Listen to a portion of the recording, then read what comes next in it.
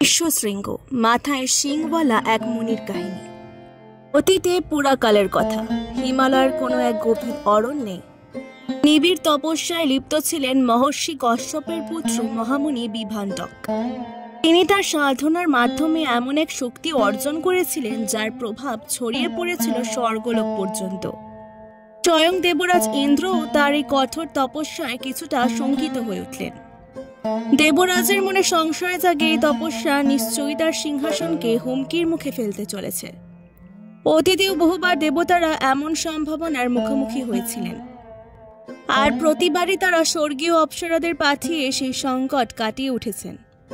এবারও তার ব্যতিক্রম ঘটল না।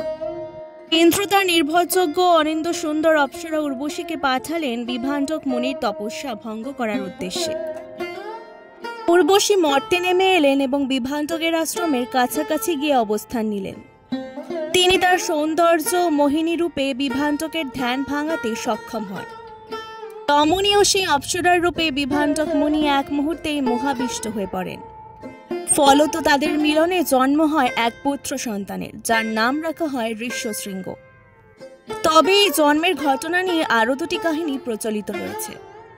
দ্বিতীয় বর্ণনায় বলা হয় উর্বশীর ছলাকলায় বিভান্ডক মুনির শুক্র স্খলিত হয়, যা এক নদীতে পতিত হয়। নদীর জল পান করতে এসে এক তৃষ্ণার্ত হরিণী সেই শুক্র পান করে গর্ভবতী হয়ে পড়ে এবং পরবর্তীতে জন্ম দেয় ঋষ্যশৃঙ্গকে। আর তৃতীয় বর্ণনায় বলা হয়েছে এক স্বর্গীয় অপ্সরা অভিশপ্ত হয়ে হরিণীর রূপে মর্তে বিচরণ করছিলেন। সেই সময় উর্বশী বিভান্ডক মুনিকে প্রলুব্ধ করেন এবং তার শুক্র নদীতে পতিত হয়। সেই অভিশপ্ত অপ্সরা, যিনি তখন হরিণীর রূপে ছিলেন, নদী থেকে জল পান করার সময় শুক্র পান করে গর্ভবতী হন। পরে সেই হরিণীর গর্ভে ঋষ্যশৃঙ্গ জন্মগ্রহণ করেন এবং একই সাথে অভিশপ্ত অপ্সরাটিও মুক্তি পান। ঋষ্যশৃঙ্গের জন্ম সম্পর্কে যে সংস্করণই গ্রহণ করা হোক না কেন, সব কাহিনীতেই একটি সাধারণ বিষয় হল ঋষ্যশৃঙ্গের জন্মে গুরুত্বপূর্ণ ভূমিকা পালন করেছেন অপ্সরা উর্বশী। তার গর্ভধারিণী ছিলেন এক হরিণী রূপী নারী। ফলে ঋষ্যশৃঙ্গের মাথায় ছিল হরিণের মতো দুটি শৃঙ্গ বা শিং। এই বিশেষ বৈশিষ্ট্যের কারণে তার নাম রাখা হয় ঋষ্যশৃঙ্গ, ঋষ্য অর্থাৎ হরিণ ও শৃঙ্গ অর্থাৎ শিং। তবে জন্মের পর উর্বশী ঋষ্যশৃঙ্গকে ফেলে স্বর্গে ফিরে যান এবং এই ঘটনায় বিভান্ডক মুনি হয়ে ওঠেন অত্যন্ত মর্মাহত। তিনি নারী জাতির উপর বিতৃষ্ণ হয়ে ওঠেন। প্রথমে তার কঠিন তপস্যা ভঙ্গ করা, এরপর সন্তান জন্ম দিয়েও তাকে ফেলে যাওয়া, এই দুই কারণে নারীদের প্রতি তার মনে চরম ঘৃণা জন্মে। তাই তিনি প্রতিজ্ঞা করেন জীবনে কখনো নারীদের সঙ্গে যোগাযোগ রাখবেন না এবং তার পুত্র ঋষ্যশৃঙ্গকেও নারীদের থেকে দূরে রাখবেন। সিদ্ধান্তে উপনীত হয়ে বিভান্ডক মুনি তার পুত্রকে নিয়ে চলে গেলেন এক গভীর ও নির্জন অরণ্যে। সেইখানেই শুরু হয় ঋষ্যশৃঙ্গের বড় হয়ে ওঠা। ঋষ্যশৃঙ্গ ধীরে ধীরে প্রকৃতির কোলে অরণ্যের নিঃসঙ্গতায় পিতার কঠোর শাসনে এক গভীর ব্রহ্মচর্যের জীবন যাপন করতে থাকেন। আর জীবনে পিতা বিভান্ডক ছাড়া আর কাউকে দেখেননি। কোনো নারীকে চাক্ষুষ তো দূরের কথা, তাদের অস্তিত্ব সম্পর্কে পর্যন্ত তিনি অবহিত ছিলেন না। নারী কি, নারীর রূপ কেমন, প্রেম কাকে বলে, মোহ কি, এইসব ধারণার একদম বাইরের জীবন কাটাচ্ছিলেন তিনি। এভাবেই একদিন নির্জন নিঃসঙ্গ অথচ পবিত্র জীবনে নিজেকে তপস্যায় উৎসর্গ করেন ঋষ্যশৃঙ্গ।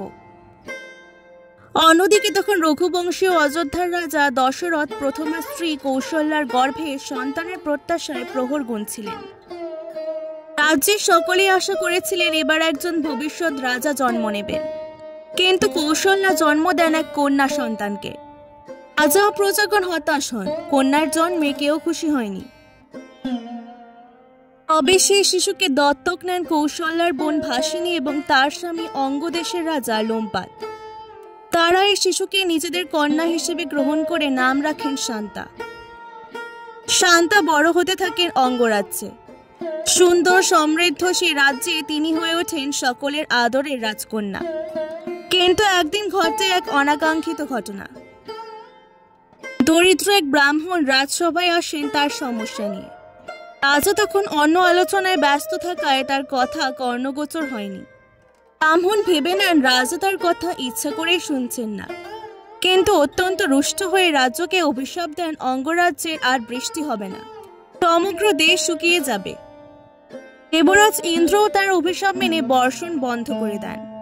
দেখতে দেখতে 12 বছর কেটে যায়। সুজলা সুফলা অঙ্গরাজ্য পরিণত হয় এক শুষ্ক মরুভূমিতে। রাজা লোমপা দিশেহারা হয়ে পড়েন। পণ্ডিতদের ডেকে পরামর্শ চান। তারা গণনা করে বলেন, যদি এমন একজন ব্রহ্মচারী মুনিকে খুঁজে পাওয়া যায় যিনি আজ পর্যন্ত কোনো নারীকে চোখে দেখেননি, আর তাকে এনে যজ্ঞ করানো যায়, তবে ইন্দ্র বৃষ্টি দেবেন এবং রাজ্য আবার সুজলা সুফলা হয়ে উঠবে। আবার কৃত্তিবাসী রামায়ণে বলা হয়েছে, শান্তা তখন ঋতুমতী হলেও অনবিবাহিতা ছিলেন, তাই দেশে অনাবৃষ্টি ঘটছিল। তাই শান্তার বিবাহ ঋষ্যশৃঙ্গের সঙ্গে হলে খরা দূর হবে।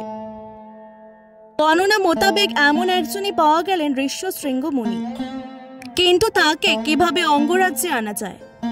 বিভ্রান্তক মুনি কিছুতে রাজি হবেন না তার পুত্রকে নারীদের ভুবনে পাঠাতে।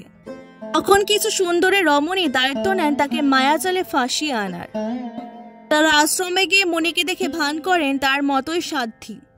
তাদের আচরণের রূপে ও কৌশলে মোহাবিষ্ট হয়ে পড়েন ঋষ্যশৃঙ্গ।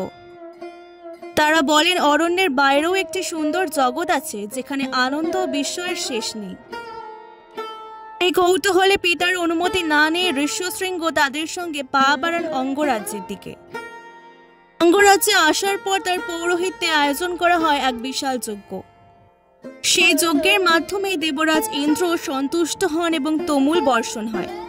মৃতপ্রায় অঙ্গরাজ্য আবার সবুজে ছেয়ে ওঠে। নদী নালা পূর্ণ হয়ে যায়, মাঠে মাঠে ফসলের সোনালি ঢেউ খেলে যায়। প্রজাগণ আনন্দে আত্মহারা হয়ে ওঠেন। রাজা লোমপা ঋষ্যশৃঙ্গের পায়ে পড়ে কৃতজ্ঞতা জানান এবং তার পালিত কন্যা শান্তাকে কন্যা দান করেন এই মহান ঋষিকে। এরপর শান্তা ও ঋষ্যশৃঙ্গ একসঙ্গে ফিরে যান অরণ্যের সেই আশ্রমে। তপস্যার জীবনে এবার যুক্ত হয় গার্হস্থ্য ধর্ম। ঋষ্যশৃঙ্গ ধীরে ধীরে সংসার ধর্মেও সিদ্ধহস্ত হয়ে ওঠেন। দিকে অযোধ্যার রাজা দশরথ তখনও পুত্রহীন। রাজ্য সিংহাসনের ভবিষ্যৎ উত্তরাধিকারী নিয়ে তার দুশ্চিন্তা চরমে। তখন মন্ত্রী সুমন্ত্র তাকে স্মরণ করিয়ে দেন এক পুরাতন ভবিষ্যৎবাণীর কথা। সত্যযুগে ভগবান সনত কুমার বলেছিলেন, অপুত্রক দশরথ যদি ঋষ্যশৃঙ্গ মুনিকে দিয়ে পুত্রষ্টি যজ্ঞ করান তবে তিনি বীর্যবান পুত্র সন্তান লাভ করবেন। এই আশ্বাস পেয়ে রাজা দশরথ তার মিত্র রাজা লোমপাদকে অনুরোধ করেন জামাতা ঋষ্যশৃঙ্গকে অযোধ্যায় পাঠানোর জন্য। যথাসময়ে ঋষ্যশৃঙ্গ রাজপ্রাসাদে এসে পুত্রেষ্টি যজ্ঞ পরিচালনা করেন। যজ্ঞ শেষে যজ্ঞাগ্নি থেকে এক দেবদূত হাতে করে পায়েস এনে দেন দশরথকে। সেই পায়েস 3 রানী কৌশল্যা, কৈকেয়ী ও সুমিত্রা ভগবানের নামে সেবন করেন এবং যথাক্রমে জন্ম নেন রাম, ভরত, লক্ষ্মণ ও শত্রুঘ্ন। ভগবান বিষ্ণু নিজেই 4 ভাগে বিভক্ত হয়ে 4 পুত্ররূপী রাজা দশরথের ঘরে আবির্ভূত হন। অন্য এক কাহিনী মতে পুত্রেষ্টি যজ্ঞের সফলতার বিনিময়ে ঋষ্যশৃঙ্গ দক্ষিণা হিসেবে রাজা দশরথের কন্যা শান্তাকে চান এবং রাজা দশরথ খুশি মনে কন্যা দান করেন। যেভাবেই হোক, এই কাহিনী শুধু ঋষ্যশৃঙ্গের জন্ম বা তপস্যার নয়, এটি নারী পুরুষ সম্পর্কের সূক্ষ্ম আবেগ, বিশ্বাস, বিশ্বাসঘাতকতা, প্রেম, ত্যাগ, পুনর্জন্ম এবং ভবিষ্যৎ গড়ার প্রতীক হয়ে ইতিহাসে এক অনন্য স্থান দখল করে রয়েছে। ঋষ্যশৃঙ্গের জীবনধারা, তার জন্ম, পরিস্থিতি ও ভবিষ্যৎ কার্যসিদ্ধি এক মহৎ যোগসূত্রে গাথা, যা আজও ভারতীয় পুরাণ ও লোককথার অন্যতম এক গৌরবময় অধ্যায়। এই ছিল ঋষ্যশৃঙ্গের কথা। আজকের ভিডিওটি ভালো লাগলে অবশ্যই পুরাণ গল্পকথা থেকে সাবস্ক্রাইব করে দেবেন। এরকমই আরো নতুন ভিডিওর জন্য অনেক অনেক ধন্যবাদ।